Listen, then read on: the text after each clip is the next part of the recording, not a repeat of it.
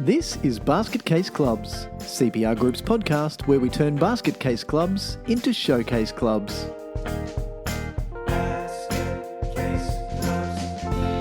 Hello everyone and welcome back to Basket Case Clubs, where Steve and I tell stories about how we've worked with a lot of basket cases in our time, and when we're doing our job right, we turn them into showcases of clubs. Steve, welcome back again. G'day everyone, and thanks for joining us again. We also really enjoy chatting with people who can give us some insight into the great work that they're doing to turn their organisations into showcase clubs. And Mick, this week you had a chat with another great example. Yeah, look, I love spending time in Northern Australia, mainly at this time of year, because if you're listening to this episode down the track a little bit, today is officially only a couple of days before the official start of winter. It's the 19th of June in 2020. So it's starting to get chilly. When you get an excuse to say, oh, look, we've got to head up to Port Douglas or we've got to head up to Palmerston. So we go, we're fighting over it. I'll go. August, July, you said. Yep. Yes, I'll be there fighting the grey nomads to get up there. So it's wonderful. But this week's interview is with the CEO and secretary of the Towers Jockey Club in Charters Towers, Sally Kirkwood.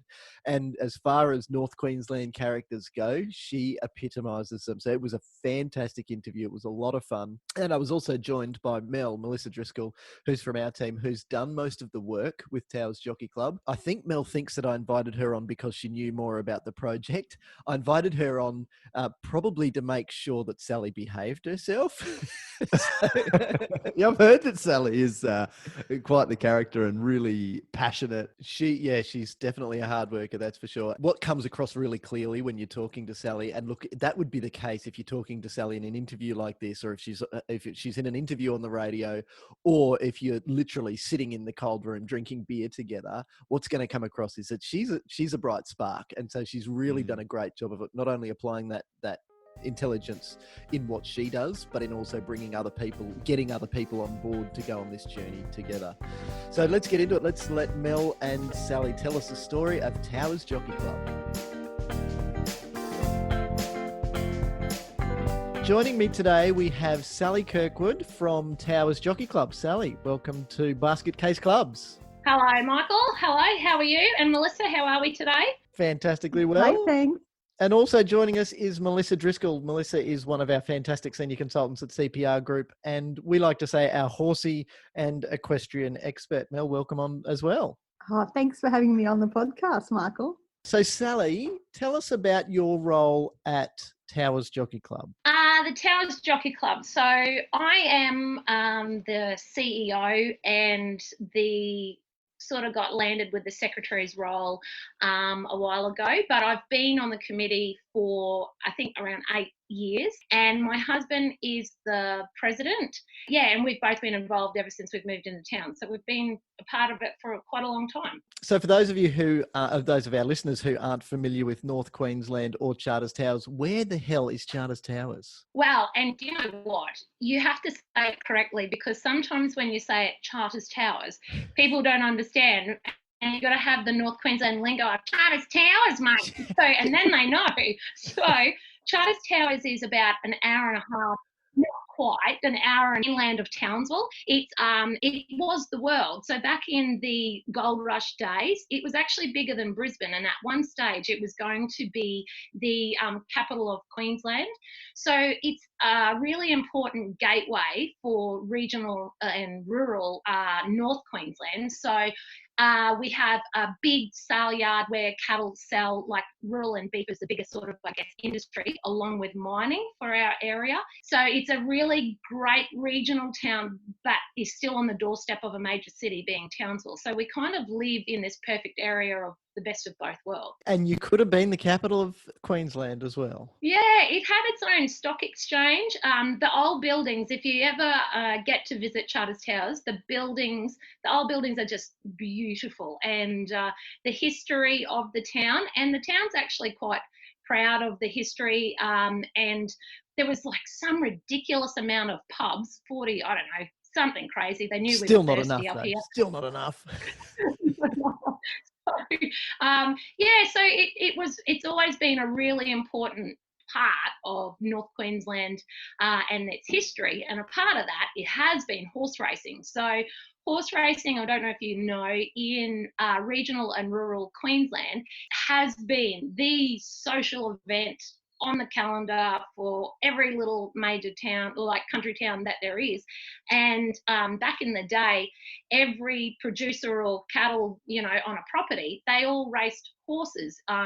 There was more grass-fed race meetings back then, and so they'd have a mustering team, but then also have quite a lot of them would also have a racing team. So racing is steeped in everyone's sort of family tree somewhere. Someone's granddad or someone had something to do with a racehorse, and even now, bring it forward to now, racing in up here is just, it's like a lifeline. It's so important. Everyone just loves it, and it's their day out. So that's Charters Towers. Yeah. Charters Towers. All right, I'll see if I can say it correctly. So in Charters Towers, it's a bit like Brisbane, you know, but just a little further north. So which came first then? So because you're into dressage, so did you have horses around because of racing and then got into dressage, or did you always have a passion for dressage and then fell off a dressage horse and onto a racehorse one day? I'm actually like the square peg in a round hole up here in Charters Towers. The town is quite big because it's such primary industry. They're all camp drafters. And when I was a kid, I was show jumping and eventing and dressage. And so it was that came first. And my dad was always like, why can't you just buy a good cutting horse or go drafting like the rest of them? But my passion had always been down that neck of the woods. And when I was a kid, my dressage scores were my worst. Like because it was so it was boring. Like, who wants to do that? But then I realised it was actually, no, she'll understand though. I actually realised how hard it is, and it's probably it's really challenging. And so that's how I sort of trended down that line. My great grandfather, who I grew up with, he had racehorses back in his day. But then when he passed away, I was still a child when he passed away, which I was lucky enough to grow up with them. He passed away. My family didn't have it, but when I met my husband, his family are very big racehorsing family. So they lived on a cattle property called Kirkland Downs, and Robert was an amateur jockey back in the day. His dad and his brother both trained racehorses on this cattle property, and their training track was around the airstrip down on the creek bank. So it's actually really beautiful. And his family would all travel all through North Queensland to all these sort of country race meetings, and I guess from there it's continued on, and I've joined the team, and what I do with my dressage horses just complements the training of the race horses. So it's actually, he's very lucky he didn't marry a trophy wife. So, to be honest with you. Yeah.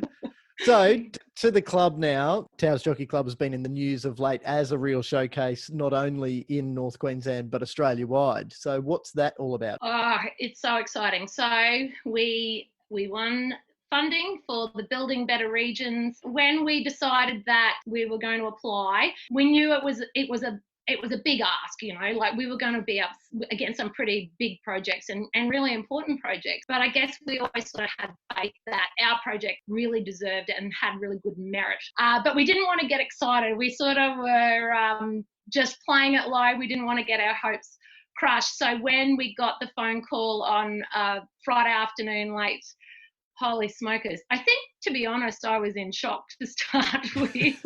And then I've always said that if we won, I'd be drunk for a week. And unfortunately for me, we had to run a race meeting on Saturday. And I can tell you Saturday was a very hard day. But my mother didn't wear a quitter, so I had to back up and away we went. Was it like winning the lottery when you got the phone call? Yeah, I think I said, are you sure? And then, to be honest, I was cleaning toilets at the track for the race club. And I was sort of looking at my gloves on my hands, and I was like, I no longer have to do this. And I sort of had a little think about it, and I made a few phone calls just to make sure that someone wasn't playing a joke on me. And then I went nuts. My phone didn't stop ringing, and I just went into the cold room and all the security cameras are going off. So I made rude gestures to the cameras to our bar manager, like, woo, you know, party. We still just can't get over it, actually. It's really great. I think it's worth telling the listeners just how much this windfall was. 944. So we won 9. So just shy of a million bones. The whole project, Michael, is worth 1.259 million. So Mel, you've been working with the club now since 2018. How's that journey been for you? Oh, look, it's been really fun. Really fun. I guess the club had come a long way, and they knew it was time to take the next step. And that next step, I think they were a bit uncertain of what that next step would be. I've got to say, the club, it's been a pleasure to work with the club because they really trusted me and went with my recommendations, even though at times I'm sure they were wondering about where this was all heading, and probably are still wondering where this is all heading now when they've got a $1.2 million project to manage. But I guess, yeah, it was the faith that the club gave me in guiding them through the process that has been a real thrill for me. So when you say they had to trust you, was that when you were sitting around at the track literally drawing pictures of what it might look like? Absolutely. I've said to these guys right from the start, I use this little analogy. Everyone wants to back a fast horse. You just need to make yourselves into that fast horse and you'll have success. And I think that applies to all aspects. It applies to volunteers, to members, and funding providers. Everyone wants to back a fast horse. Clubs probably experience this magnetic attraction with the success that's come from the planning of the project and how well that's been able to be communicated, but also in the grant success too. Yeah, definitely. The committee, we were sort of at a real crossroads where we were, and Racing Queensland brought in minimum standards, which is really important to keep the industry safe and all of our participants and jockeys and animal welfare. We had to pick ourselves up and get to a level which is quite a lot of investment to do. So we had been working busily to reach all these little milestones, but we need to do something big. We really didn't want to be the club that had the handout all the time going, someone needs to help us with this or do this. We really wanted to make a big difference so we could get to the stage where we were self-sufficient and we could create our own income and do that. So we were then at a situation where, well, what does that look like? And I guess because I have a personal connection with Mel, was like, rang her up and went, hey, this is where we're at. This is what we're thinking. I know that this is your job, what you do.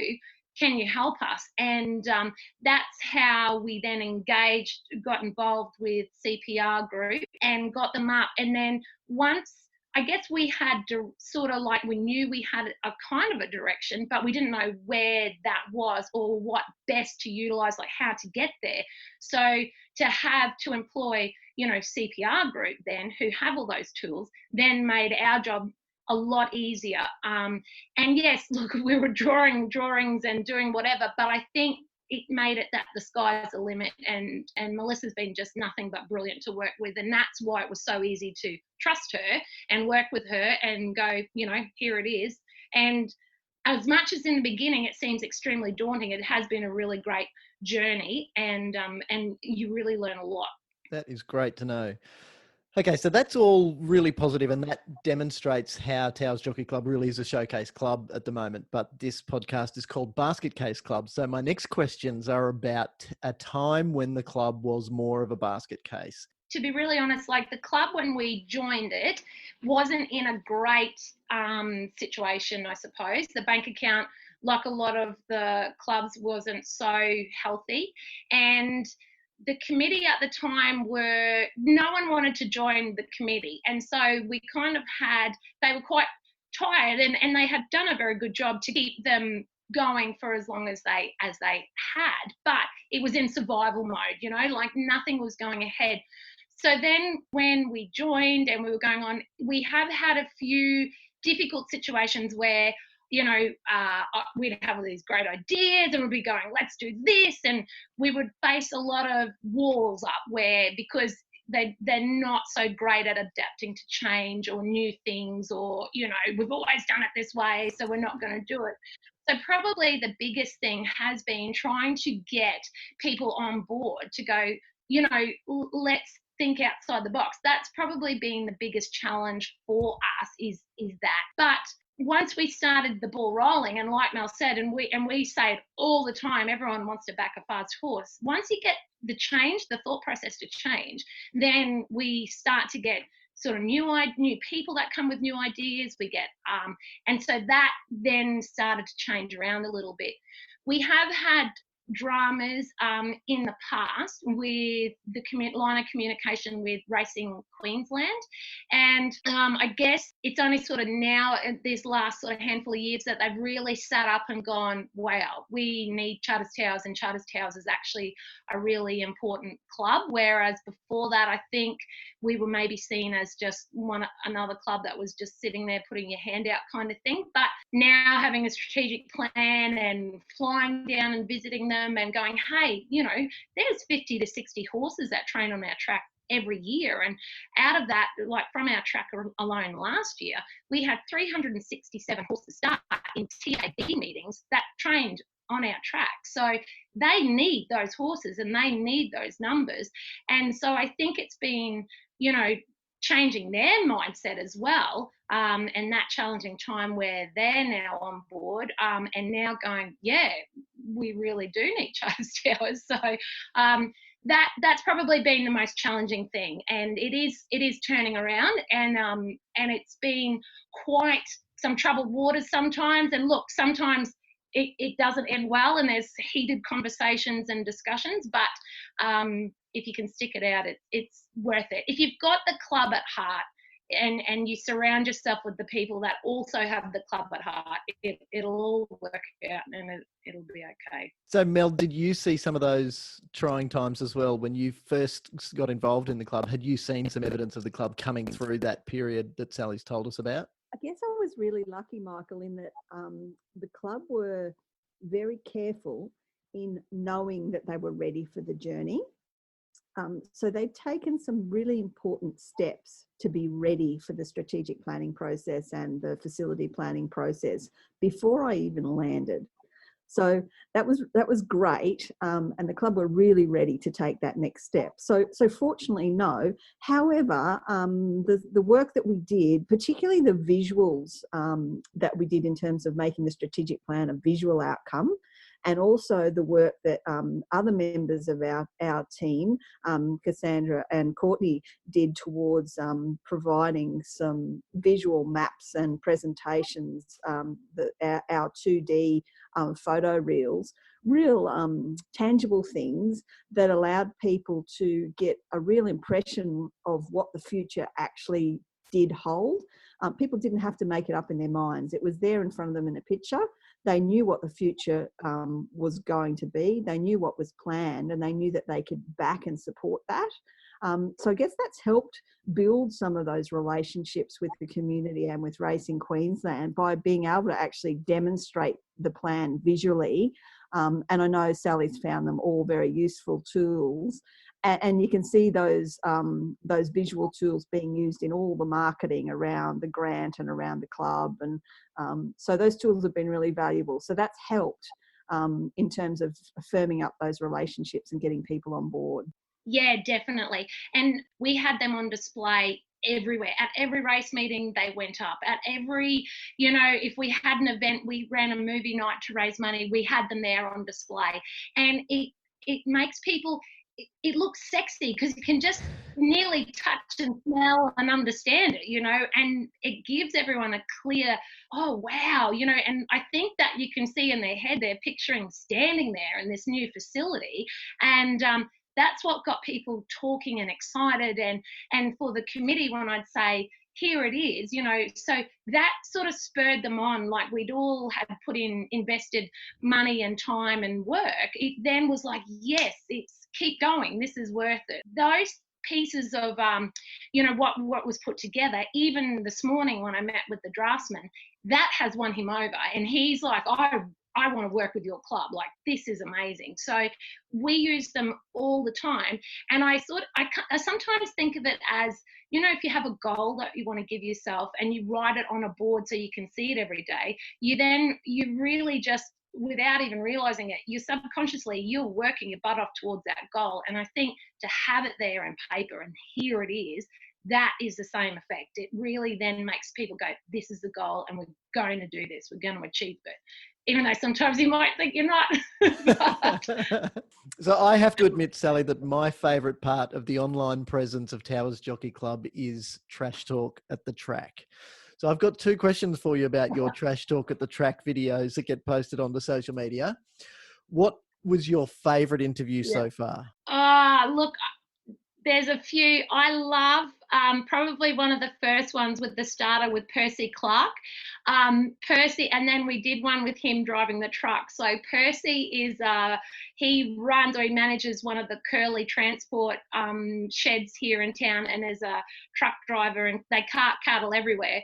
And Percy is always comes across that he's shy and I'm not going to talk to you, Sally, and no. And as soon as we hit record, he just turned into like a bantam rooster with his feathers out and just came to life. And he's like, and it was just so funny because he just changed and he loves it. And so that was probably one of my favorite ones, that one. But the other ones, to be really honest, I really love catching up and capturing, I guess, the personalities. Like, even with old Bill, who was the old curator of the track, like he would just laugh and laugh and laugh, and he'd flat out be wearing shoes any of the time. But we used to joke that he was our fashions of the field coordinator, and he was wearing a high-vis work shirt and thongs or something. So yeah, it's good fun. And I think that with the racing, there's so many other great people that capture, you know, horse form and betting and the serious side. And we just like to capture a little bit of the fun side of the day. And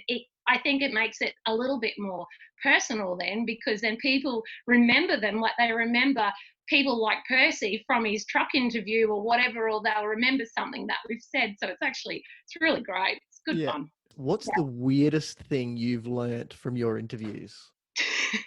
That sometimes you got to be careful because some of them actually wear jocks and no underwear.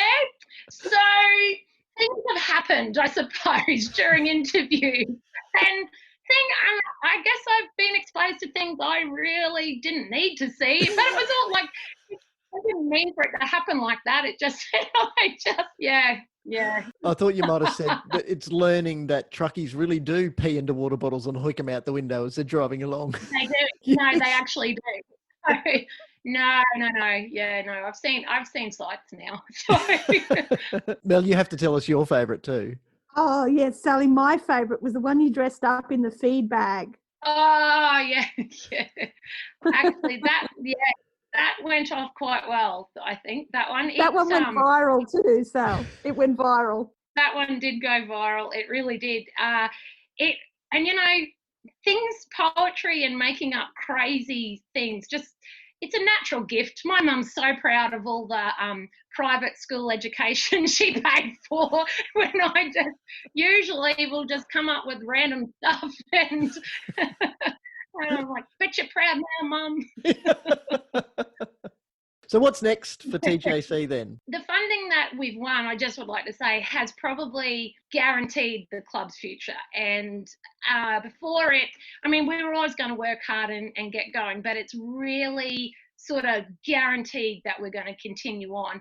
And because of it, we can develop a facility that the town is missing somewhere to hire for weddings and functions and stuff. So it creates our income. So, you know, we're going to become more self-sufficient. And not only that, we're still going to be able to offer an amazing place for everyone to come and enjoy grassroots racing and keep people interested and the love of racing going. So for the club, that was step number one, and I guess we've ticked that box. Well, we haven't. I'm now freaking out about being a project manager, but we'll get through that as well. But going forward, that's not the end of it. For us, it's our, and it's become really a big personal thing for me. Charters Towers has the potential to be a really important training hub of North Queensland racing. We're situated in a climate that's better than the coast for horses and training horses. We don't have the humidity, and as much as it gets hot in summer, it's still a drier heat. So it's a much better climate to work horses in. We're situated so that it's only a quick drive to Townsville to race at TAB days. My husband and I, we train horses. We race in Cairns, Townsville, Mackay, and then we all have a second string of horses that aren't quite competitive at TAB standards. So we then go and we just do the whole bush circuit. So we go as far west, you can go to Mount Isa if you want, you know, and it's all within great easy drives from Charters Towers.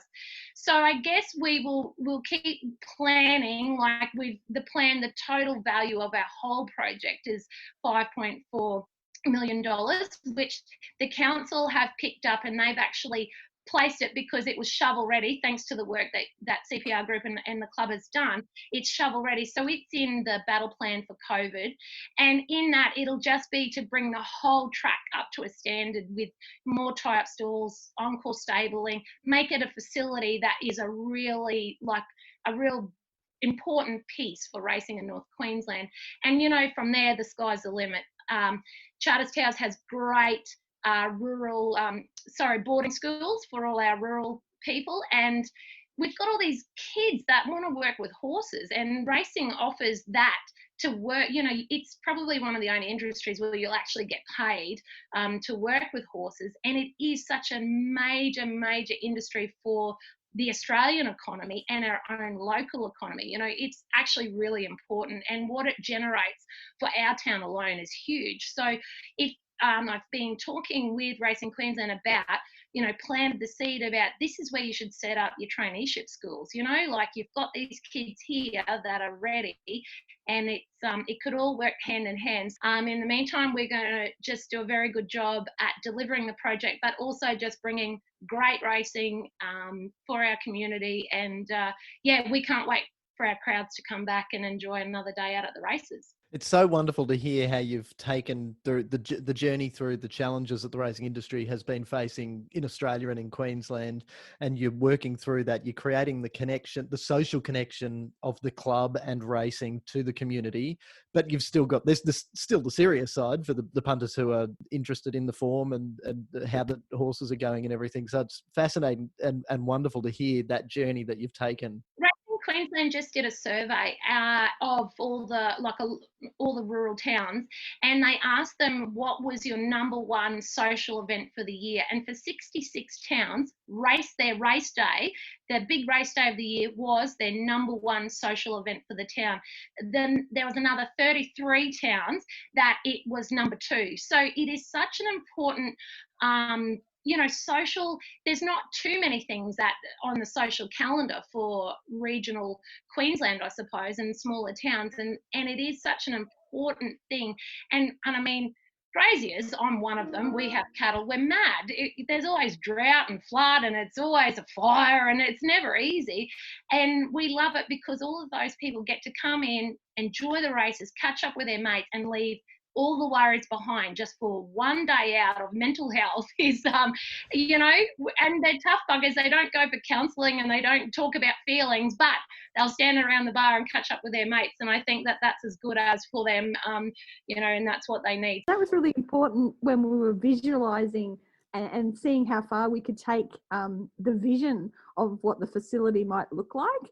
And I said to the group to take them out of their current thinking, to break up their paradigm, that this race course is a bit like a cruise ship. People come here to remove themselves from their daily lives. They come here to experience things that they don't have in their day-to-day life. They dress up like they never dress up anywhere else.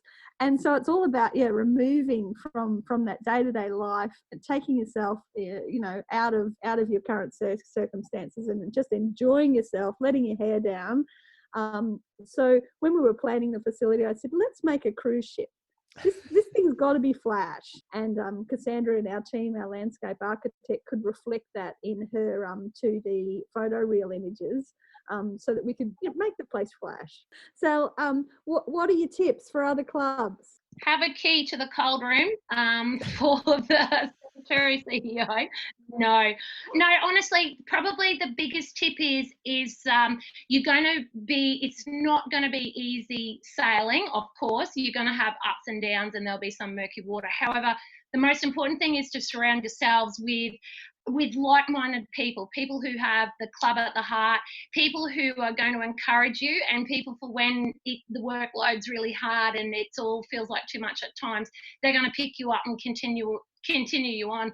And I guess that is the most important part, is that, and then to make sure you engage yourself with, ring CPR group, give them a call and say, hey, this is what we're thinking and this is what we've got to do, because I guess the relationship that we formed with working on this project, you need someone who you trust and who understands where the club and community are coming from, and that's vitally important. And then from that, you build this relationship where together away you go.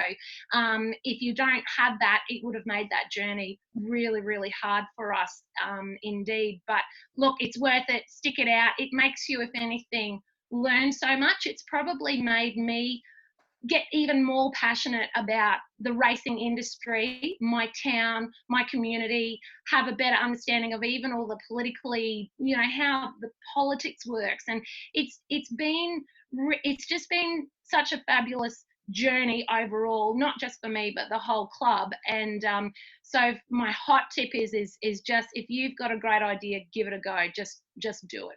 Write it on the whiteboard and then live it. Yeah, Sally, it has been an absolute pleasure to talk with you this afternoon. It is fantastic to hear the journey that you're taking and that you're enjoying it and having a good time. And I can certainly encourage all of our listeners, if you don't know where Towers Jockey Club is, start with Facebook and start with Trash Talk at the track. It is well worth the investment of time. And, when you get sucked into those rabbit warrens watching videos on Facebook, well, this is one that is well and truly worth it. You'll find a lot out about Sally. You'll find a lot out about Charters Towers. You'll find a lot out about the club sponsors, and it is all well and truly worth it. Michael, when you come up, we're gonna do Trash Talk together. It'll be my turn to be in charge of the interview, okay? Perfect. Sold. Yep, I'm there. Absolutely. I can't wait. And Melissa, it's been fantastic having you on today as well. Thank you very much. Good to be involved, Michael. Thank you. Sally Kirkwood, isn't she fantastic, Steve? That is a classic. What a great interview. Yeah, great insight into making things happen, hey? Absolutely. Yeah, and that was really the key. I was kind of, and you heard me probe to get her to talk about some of the bad times, but this is really one of those stories that is more about the showcase than the basket case. They're in Charters Towers, so there is plenty of basket caseness going on, and the typical sorts of things that we see in metro areas where you get the bitching and the moaning and the fighting amongst people happens in a different way in the country. And so they've obviously been through and come out of that successfully on the other side. But it was fantastic to hear more about the showcase. And what an exciting project too. The thing that got me most about this interview was something that I just wanted to reflect on quickly. And it's something that you've read. If you read a self-help book, or if you read a book about successful people telling the stories about how they became so successful, you go to a 4-day conference, you'll hear all about goal setting. And you've got to have goals, and you've got to write your goals down, and you've got to be able to visualize your goals, because goals are like magnets. They attract the things that make them happen. And you can read that and very easily kind of go, oh, here we go again with the tripe. But to hear that from somebody in the community, in a community sports club, able to say, actually have a goal, write it down. And in this case, the goal is the pretty pictures of their planning. And then you see it, and that motivates a change in behavior and drives you to do the things necessary to make that goal happen. How could you not be excited about the prospect of this project? Those pretty pictures that were broadcast far and wide, that sort of stuff really motivates buy-in and gets people excited about the project. How can you not attract grant funding? So to wrap up, Sally said, in answer to Mel's final question, what's your advice for other clubs with big dreams? And again, again, this is one of those things you go, oh, really? I was saying to you before, Steve, it's like one of those things you read in the back of a kid's book. You've got the ability to do anything you set your mind to. Just make it happen. But this is like, it's happening. Like, yes, have your goal, write it down, and then do it. Once you've got that picture in your mind, the pieces of the puzzle of the journey to get there start to fall into place. So thank you very much, Sally. It was fantastic talking to you. And yes, I cannot wait to join you on the track for some trash talk at the track. And of course to Mel for being such a good sport and participating with us as well. Steve, as always, it's a pleasure to talk with you about sport. And we've got some fantastic topics coming up, some of which are generating some pretty interesting conversations in social media that I really look forward to talking about. Absolutely. Yep. Great work. Great chat. And look forward to connecting again next week. See you later.